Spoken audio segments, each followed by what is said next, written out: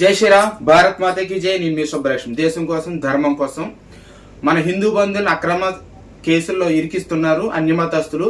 ఇప్పటికైనా తెలుసుకోండి హిందూ బంధువులారా. నెల్లూరులో మన హిందూ బంధువులు ఏం జరిగిందంటే, ప్రభుత్వం పేదలకు ఇచ్చిన స్థలాల్లో, ప్రభుత్వం పేదలకు ఎవరికైతే ఇస్తారో ఇళ్ళకి, ఆ స్థలాల్లో ఒక పాస్టర్ అక్రమంగా ఆ పేదలకు ఇచ్చిన స్థలాన్ని కొనుక్కుని అక్రమ చర్చ్ నిర్మిస్తుంటే మన హిందూ బంధువులు కొంతమంది కుర్రోళ్ళు వెళ్ళి స్టేషన్కి వెళ్ళి కంప్లైంట్ ఇస్తే తిరిగి మన వాళ్ళనే పోలీస్ స్టేషన్లో పెట్టి కస్టడీలో పెట్టాడు జరిగింది.